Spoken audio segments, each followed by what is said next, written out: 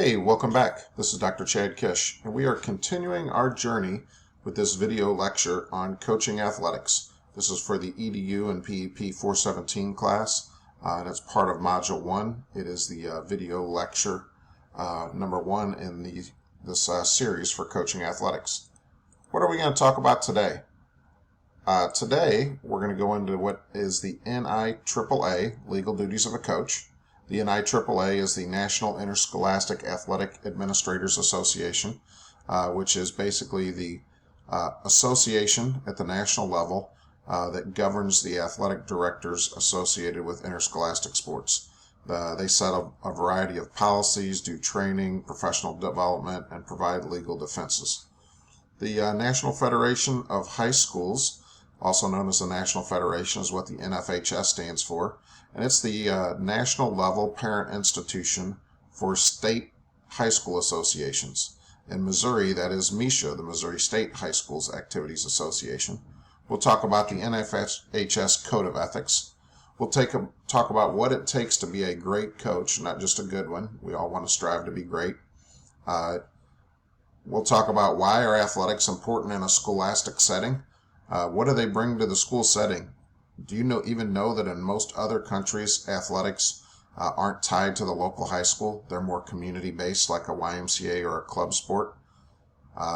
Why do we value it so much here in America, and is it really important to tie to that educational setting? What's your coaching purpose? Do you have one? What is that all about? It really answers some simple questions like, why do you want to coach? Why do you think you're going to coach a certain way? How will you personally define success? And then our activity or assignment at the end, we will work on developing your coaching purpose statement. We'll go through an activity to do that and see a few examples. So let's start out today with the NIAAA Legal Duties of a Coach. These are things you need to do on a regular basis to ensure you're doing what it takes to be a good coach, as well as to help limit or mitigate your responsibility if you were to be brought up in a lawsuit. If you don't do any of these, you're really negligent in your duties. You'd probably lose a lawsuit due to neglect. And these are some things, if you don't do also, is cause for termination. But let's flip it around and just talk about the things they are and why they're important to do it and what it kind of means. First of all, you have a duty to plan. The duty to plan is very important. This goes from everything from planning your program sequence to planning practices to planning for trips and planning effective sequence of events that match your athletes or participants' ability level. Right? That also includes doing things such as conditioning, and we'll get into some of that later. But you have a legal duty to plan. We spent a lot of time in this class working on lesson plans. Practice plans should be modeled just like your lesson plan. If you do that on a little bit different template related to coaching, you're going to be really solid on your planning. Next is your duty to supervise. You should supervise all your practices and games. Just think if you're even in a classroom, you can't step out to take a phone call. And supervision is active supervision. You should see what's going on, not just being in the room. If you're looking down at your phone and texting somebody and a fight breaks out and you're not there to stop it, that's really not effective supervision. But you have a duty to supervise at all times. That includes the locker room. When you get on the bus, from the time students get off the bus, returning from an away game until they get in their parents' car and leave campus, it's your duty to supervise them at all times. And that's providing, like I said, effective supervision. Another thing you need to do is understand athletes and assess their readiness. If you shouldn't really go out and say, we're going to run 3 miles on the first day for basketball practice because we're going to press this year and we think you should be in good shape. You really, as a coach, need to build athletes into things and assess their readiness to be able to do things. That's especially important in your strength and conditioning phase as you're building into some contact or collision type activities in sports that's there for. And then psychologically, too, it's very important. You don't want to put players in positions that they're going to fail repeatedly. They will lose their enjoyment for the game. Number 4, maintain safe playing conditions. That means understanding how to inspect equipment, field conditions, the court. Did it rain? Is the roof leaking? All right. Do we understand what the heat weather guidelines are for lightning? We need to make sure we understand all those to maintain safe playing conditions. If there's lightning, you're going to have to come inside for up to 30 minutes until that lightning strike ends. All right. If it's over a certain heat index outside, they change it from year to year. You need to have 30-minute or less segments with effective water breaks, hydration stations. And if it's over another certain degree, you need to cancel outdoor activities. Next thing down is provide your proper equipment. Make sure you inspect equipment. Helmets will have a shelf life, whether that's batting helmets or catcher's helmets or field hockey goalie helmets. Make sure you dispose of improper equipment. Usually the manufacturer will take that. And you make sure that all of your things are properly maintained, clean, and safe. Instruct properly. This means you need to understand the correct fundamentals to safely instruct your players how to play a game. It's important to teach the heads-up tackling for football, how to instruct people how to slide tackle in soccer, all right?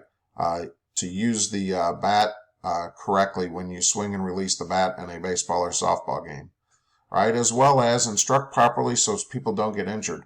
What's the correct form for a throw? What are some of the safe guidelines to slide into a base?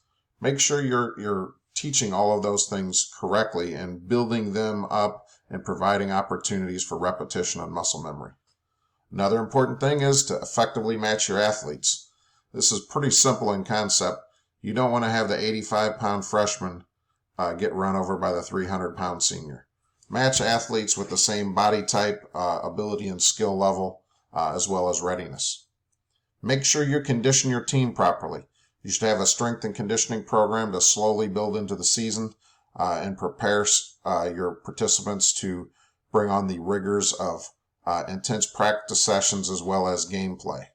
A lot of sports have breaks early in the season to ensure that there's enough rest and hydration to help people condition properly. Make sure you warn your players of dangers. Do things to reduce the dangers, do specific warm-ups, stretches, work on areas of deficiency in somebody's strength and conditioning. Warn of the dangers. That's usually done on the next form down. The physical exam form usually has some kind of warning of inherent dangers that parents will sign off of when they provide their insurance information. So you as a coach need to ensure athletes have the proper PPE, which is your physical exam. It's a pre-performance evaluation is what PPE stands for. And there's a certain date. It usually can't be over about a year old, but there's a certain date each school year that if they have it by that date, it's good for the entire school year. Make sure you know and follow your facility emergency plan.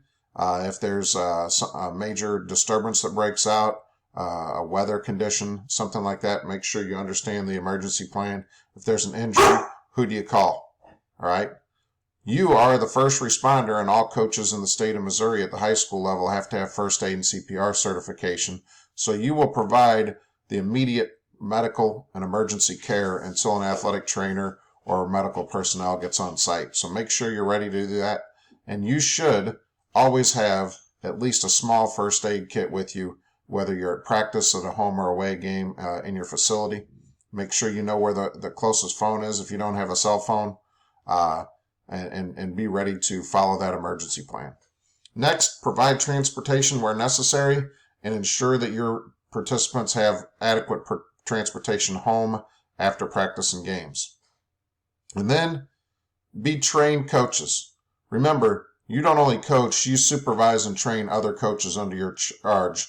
So you be trained and be a mentor and train the new coaches coming in the program. Next, let's talk about the National Federation of State High School Associations Coaches Code of Ethics. These are things you're supposed to do at all time. It's kind of, when you hear of professional code of ethics, this is what the coaches code would look like. Develop character. Try to make sure your program does some activities to develop character along the way. You should be teaching things, doing character building. You've probably talked about that in some philosophy statements along the way in your program. Be honorable. That means act with integrity. Do the right thing even when nobody's watching. Always try to be professional. Number 3, take an active role in the prevention of substance abuse. Make sure you're talking about health concerns with your athletes. Always try to bring up the idea of performance-enhancing drugs such as steroids, that they're not appropriate and we should stay away from those. And then really just talk about some of the negative, risky type behaviors and try to take an active role in the prevention of those. Although you're an adult and you may use alcohol and tobacco, don't do it in the presence of an athlete, please. All right? If you're a baseball coach or football coach that likes to do chewing tobacco, make sure you switch out to sunflower seeds whenever you're around your athletes. Promote the entire interscholastic program. Don't just focus on your program or your team. Try to promote the entire interscholastic program. Go to a game of another sport in your season as a nice break from the end of practice one day. Be knowledgeable about the rules of your sport as well as sports in general. It's hard to discuss rules with an official when you don't even know the rules to begin with. So be knowledgeable of the rules, and there are rule changes every year that you need to stay up to date on for your sport. Try to do everything you can to enhance sportsmanship. We want to teach, model, expect, and celebrate good sportsmanship and try to extinguish the areas of bad sportsmanship. Respect the game officials. This is everybody from the officials and the referees to the scorekeepers, PA announcers, clock keepers. Try to show respect for the officials. They may be volunteers or they're probably getting paid very little. They're usually people that loved the game that you're coaching and played it, possibly coached it, and wanted to give back by becoming an official. Nobody's getting rich or purposely trying to cheat you at this level. So respect the officials. Without officials, we can't have the games. Always try to be cordial and professional. That means if you're coming to another team's, you have another team to your place or you're going to an away game, be cordial to the fans and the other coach. Be professional at all times. Try to treat people with the respect you'd like to be treated to you. There's no room for intimidation there. Win or lose, you should always shake hands after the game and discuss how well somebody played on the other team and wish them luck in the future. Never exert pressure on faculty. This means for grades, for allowing students to miss assignments.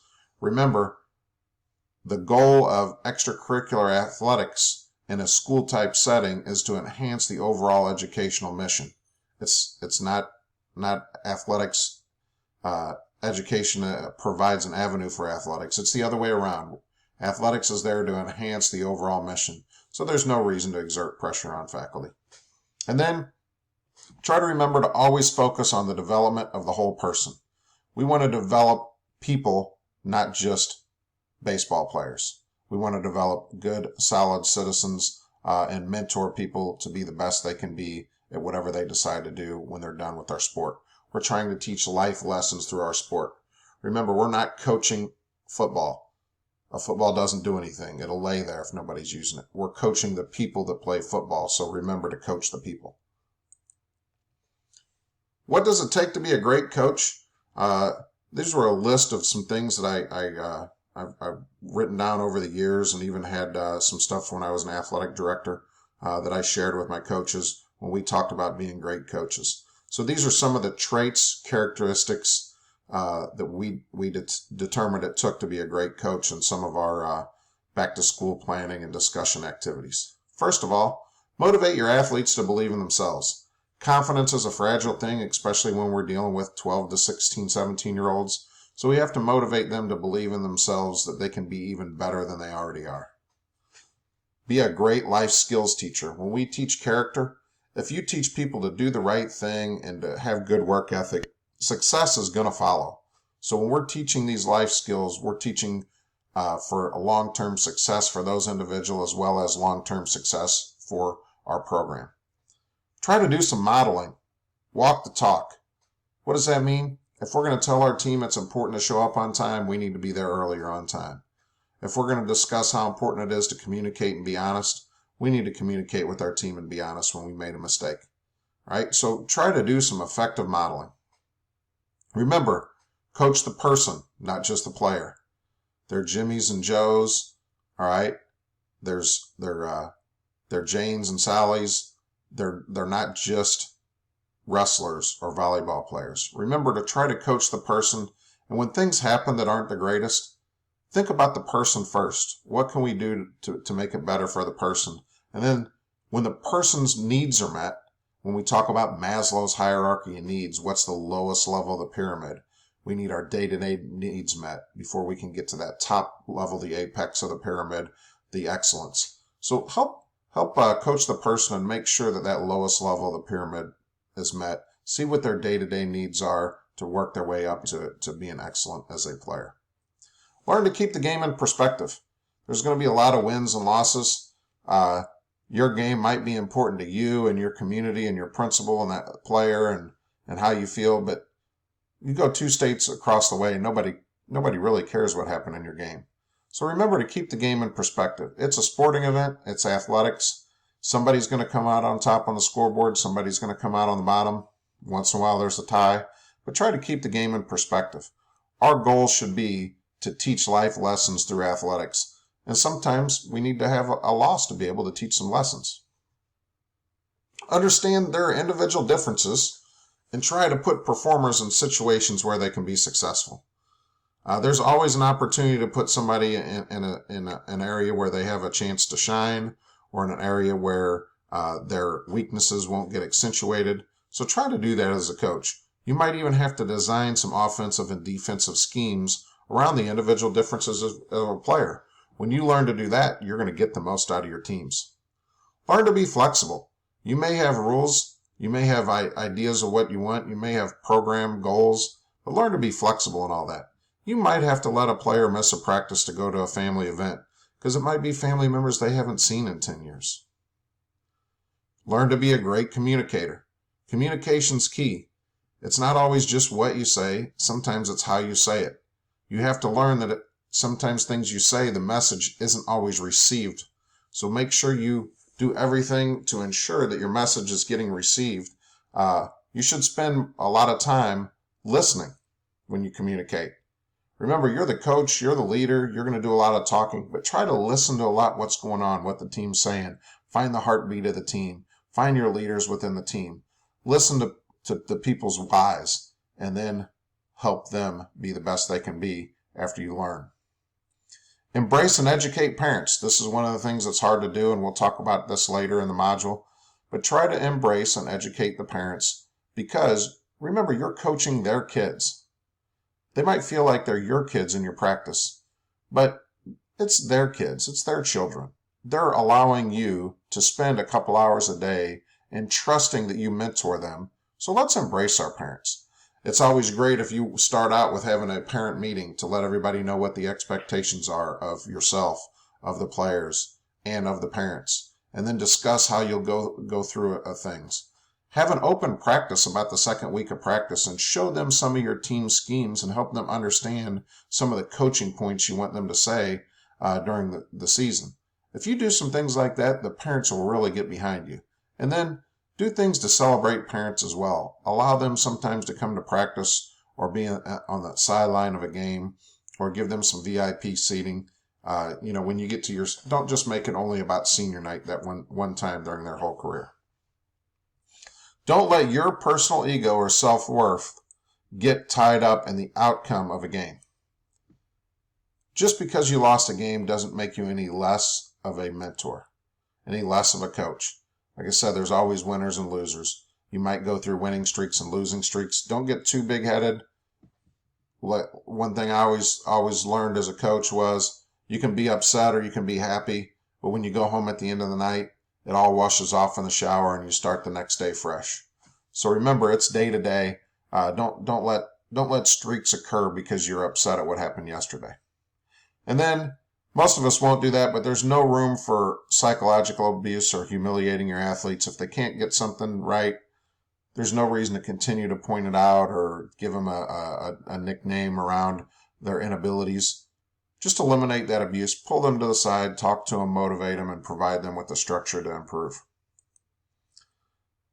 You thought that was it, but it takes a lot to be a great coach. Here's page 2.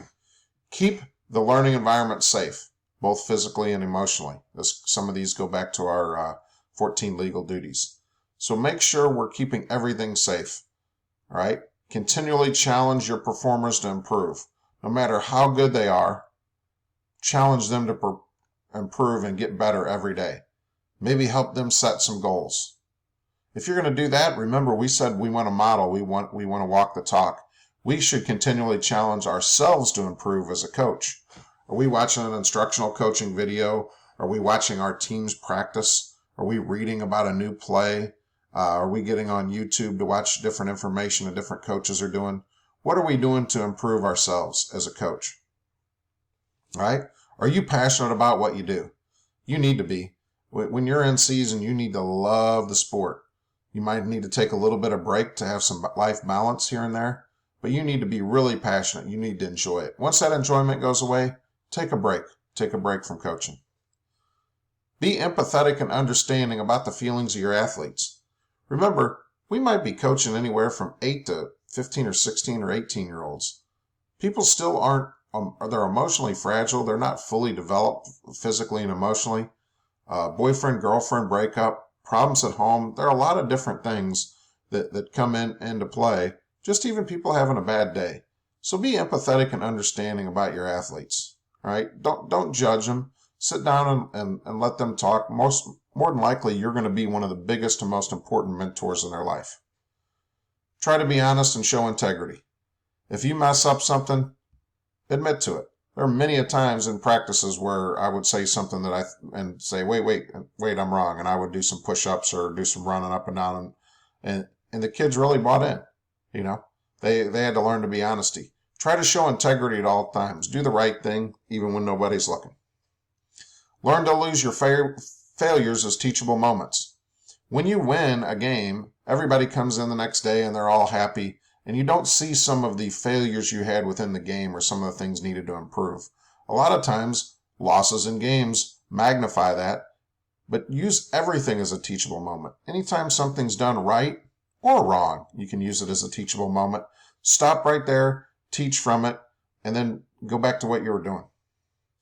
Don't be afraid to use various leadership styles. You don't have to just be, the hardcore leader that your coach was. That's not the way things are anymore. Read up on leadership styles. What's a transformational leader? What's a situational leader?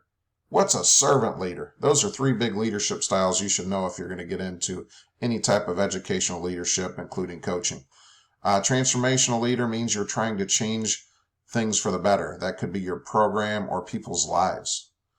I use situational leadership a lot. Sometimes you need to be a firm leader and be in control of everything, but sometimes you need to give the power back to your team or your assistant coaches and empower people to do things.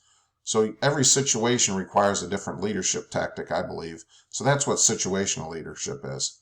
And then servant leadership, that means I want to do things from the ground up as a servant leader, and that leader needs to be involved. If we need to get the field ready for a game, the leader can't be afraid to go out there and help get the field ready if that's what they need to do, all right, to make sure the game gets played. When I was an athletic director and my maintenance guys couldn't get over to our field during the day because they were tied up, if I wanted to have a baseball or softball game, I'd have to run out there and get on the tractor and drag the field. Did I want my kids to play? I absolutely did. So I would skip lunch and I would drag the field. So, what are you going to do? Are you going to be a servant leader? So study up on leadership styles. Develop all your participants, not just the stars. When substitutes get in the game, when the game's over, if there's a running clock, no matter if you're on top or down, continue to coach out the game and coach everybody. Do the same thing in practice. Coach all your participants, not just your superstars. Remember, this ties into that one. Care about everybody in the program, from your star to your sub to the last person off your bench, to your manager, statistician, video guy or gal, to your parents, to the maintenance guy or gal that gets the field ready. So care about everyone in the program. The program is bigger than one individual person. And then last but not least, you're going to get a year or so in and you're going to get feeling overwhelmed, and there's going to be times where you get the effect of burnout. You need to try to find a way to have a work-life balance around teaching and coaching. All right? Make sure you take some time off. You take a step away. A lot of times when you're tired, you make mistakes. So try to keep yourself fresh, because when you're fresh, you do better work and you're more efficient. So next, I want to talk about why are athletics important in the educational setting. All right? If we were doing this in class, I'd have a discussion and I'd have you write this down. But here are some of the most common reasons people say athletics are important to have in a school setting. There are a lot of physical benefits. We can get in shape, we can get stronger, we get to move around, we're active, all right? There are a lot of cognitive benefits. Remember, cognitive thinking. We can learn to think, we can learn to problem solve, we can learn to do things considering angles. We can have those critical thinking skills to make instantaneous decisions. Another thing is there's improved academic achievement, all right? Students that are involved in a sports setting have a coach. There's going to be eligibility standards. People that like to compete at a lot of different things. That might even be in the classroom. Endorphins from your physical activity and competition motivate you. They get in the brain and cause more cognitive abilities. It provides an opportunity for positive adult relationships. Most kids in that middle school to high school setting, they're with their parents, but they look for another adult relationship or mentor, or somebody that they can look up for to model themselves after. Coaching in athletics and activities provides that. It's another area where we have to work cooperatively. A lot of athletics are in a team setting, and you have to learn to work with other people. All right? Good communication, taking on a role, all right, working to solve a problem as a group. It helps give a positive attachment to school pride, right? Anytime you have a community and school pride, the whole school benefits, and it improves some of those academic areas. You have to have some kind of personal discipline, showing up on time, doing the work, overcoming adversity, all right? Setting goals, trying to persist towards those goals, staying out of trouble. You have to do that to be an athlete, and when you're able to do that in a personal realm, it helps you in the classroom as well. And then we like to say we teach a lot of positive character traits. We develop things such as communication, cooperation, overcoming adversity, dealing with challenges, sportsmanship, integrity, ethics. So we can develop a lot of these positive character traits, also known as soft skills, through athletics, where we don't always develop those in the classroom setting.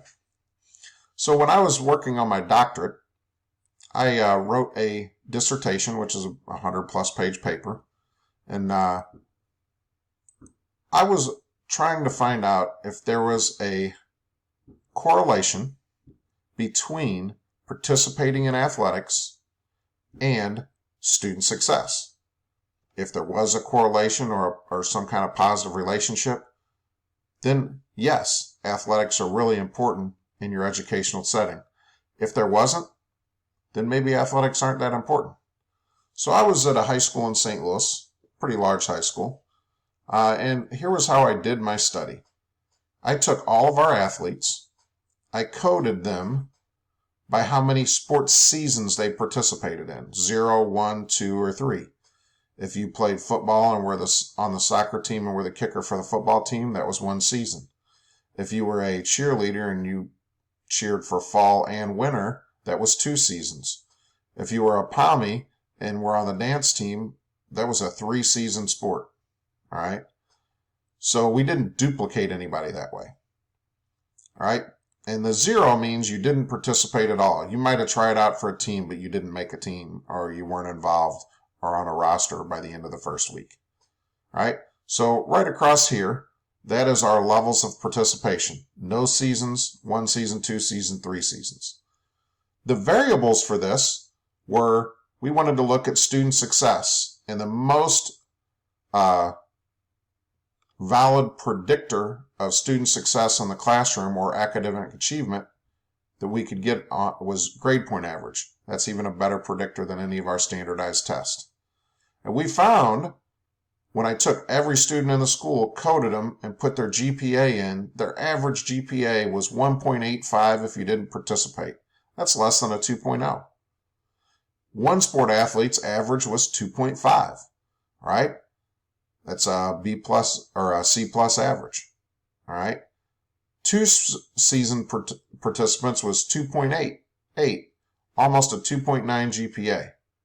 And somebody that participated in all 3 seasons, we had many of those, their grade point average was above a 3.0, right? So what we found is the more you participated in sports, the higher the average GPA was for our students. So we thought there's a strong positive correlation, and participating in sports could be a predictor of academic achievement. Another thing that's important due to social learning theory is you have to be in school or you have to be in attendance to learn. All right? That's changed a little bit with the virtual world, but at this time we weren't doing online or virtual learning in our school. We were just doing face-to-face in-seat learning. We found that the attendance percentage, which is critical for our funding from the state, your school gets money if 90% of the students are here 90% of the time. And if not, you can lose some funding. We found out that our non-participants had an 87% attendance rate and were costing our district state funding. If you participated in at least one sport, your attendance was at a threshold. The average attendance was over 90% at 93%. And it continued to increase to over 97% attendance if you're a 3-sport athlete. Kind of makes sense though, because if you want to play on a team, you have to be in practice to play in a game, and you have to be in school to go to practice. So that was a positive correlation as well. The one at the bottom is discipline referrals. Did you have self-discipline? If you're suspended from school, you can't play in a game because you're not allowed to. You probably missed practice for a while too. So as we looked at this, our average rate of offenses that received a suspension, that means if you got 10-day suspension, that was only one. But if you had 5 different offenses where you got an in-school suspension, that was 5. All right? So the 0 participant was at 5.5, where the 3-sport participant average was about 2.5. So there was a negative correlation with this, which means though, as your participation levels increased, discipline went down. So on my research project, basically the data shows that if you participate in athletics, you have a strong correlation, or it's a good predictor of future student success in both grade point average, your attendance rates, and decreasing your negative discipline referrals. All right, so the results of that study show that it is important for schools to have athletic programs because it provides at-risk programming. It provides opportunities to strengthen people's attachment to school, and it's a good predictor of success. So here's some important questions to ask yourself about coaching. All right, this is where we're going to start getting into our coaching purpose statement. So write the answers to these questions down in your journal. You might want to pause the video. Get yourself a clean sheet of paper out. And actually, go ahead. You should get the document out that I handed out at the beginning of the module. And it's also on the module document page. All right, building a purpose statement. All right, coaching purpose statement. So ask yourself, why do you want to coach? Pause the video, take about a minute, and write down all the reasons you want to coach. Now that you've answered that question, think of this next question. Why do you think you're going to coach a certain way? Why will you coach the way you do? Why do you have a certain philosophy? What's your demeanor or leadership style going to be? All right, pause the video and write down a couple sentences about that in the next minute. Now that we considered how we'll coach the way, how we're going to coach a certain way, Next question. How are you going to define success? What will you do to define personal success for you or your program success? Once again, pause the video and write it down. These are important questions to do here. It's going to help you with your assignment later. All right. And last question here. How do you think your athletes are going to describe how it feels to be coached by you? All right. So go ahead and write down the answers to all 4 of these. Pause the video. All right. And when you get done, come back and hit play, and we will start working on a purpose statement. And you're going to take some of the information here, have it fresh on your mind while we talk about core values. All right. So now that you kind of have an idea of what your first basic 4 questions, you can start thinking of some core values. You're going to choose 3 core values off of this grid. Read through all of it and pick 3 very important words that you feel like is critical to your program. Are they going to be they'll be basically the foundation that your program is going to be built on? Is it going to be you're looking for success or performance or serving or diversity or fairness, commitment, all right? Togetherness, teamwork, fun, energy. So pick 3 of these words that you really like that can be the foundation for your program. Pause the video, write these down in your journal because we're going to use them as we continue to develop our philosophy and do our building our purpose statement. Next, pick 3 action verbs that you think you're going to do. Are you going to produce things or manage things? Do you love things? Are you an inspirational type person? Do you educate people? All right? Do you study things? Are you a mentor? Pick 3 of these action verbs, and you might think of your core values as you're picking them, and maybe pick one that kind of relates to each core value. So go ahead, look through this, pause the video, take out your notebook or your coaching purpose statement worksheet, and write these 3 action verbs down. Next, you're going to take those 3 core values and your 3 action verbs, and you're going to craft some kind of sentence with these 6 words. You might have to have a couple commas in there. It might be a little bit of a runoff sentence. That's okay. But craft a sentence using these 6 words, and that'll be your coaching purpose statement. These are 3 things that you have as core values, 3 actions that you know you can do. And your purpose statement is really what you're going to model your program on if you had a program right now. So zoom in on this if you can. When I was athletic director at McClure, we did this activity in one of our back to school coaches meetings. And all the coaches, if you can see here, modeled this. They thought about it. I gave them till the next day. They went home and kind of rearranged it and made it a little bit better, massaged their statement. And then they emailed it to me, and we made a board with all of our coaches' purpose statements for the season, and we printed them out and put it up here. I also printed that purpose statement out, blew it up on one page with some logos, and I went to each coach's office one day, and I hung it up for them. And then every time they had a bad day, I would email them back their purpose. Hey, stay true to your purpose. Remember what you do. All right?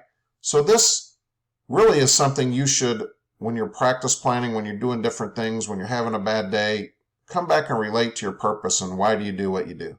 Another thing is when we had parents come in, they would look at this and start reading. And if parents were waiting for a meeting for me, they sat right in front of this bulletin board because why we coach was more important than what we coach. As you can see, nobody in here said to develop college players or get people scholarships or develop a professional athlete. It was more on the whys. Whys do you coach? The deep entrusted things because you want to develop better human beings. You might want to zoom in on that if you can. Here's some examples of what we created there on our that were on that board. I did it a little bit different. I did it more of a leadership role since I was the athletic and activities director at the time. My statement was, I lead by serving the staff and students in an effort to develop meaningful and caringful relationships that inspire growth through providing an education-based athletic program focused on a mentoring and coaching philosophy. All right. So the girls basketball coach at McClure at the time, as well as the softball coach, her purpose statement was, I coach to model and teach the values of working hard, being resilient, and trusting commitment through athletics and teachable moments both in and outside of the gym.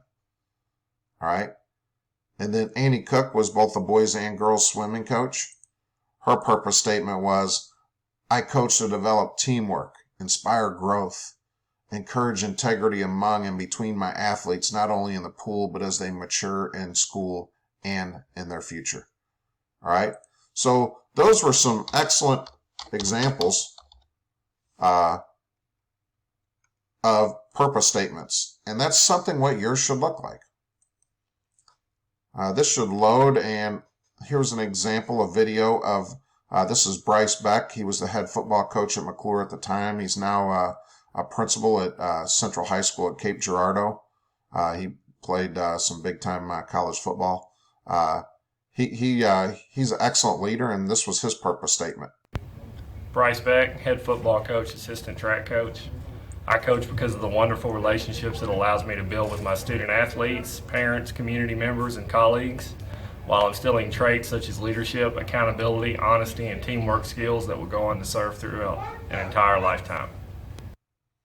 All right, I'm not sure if the sound came through on the video or not, but what I did is every coach also came in and they read their coaching statement. I held it above the camera, and we videotaped them, and we put all of our coaching purpose statements up on our website.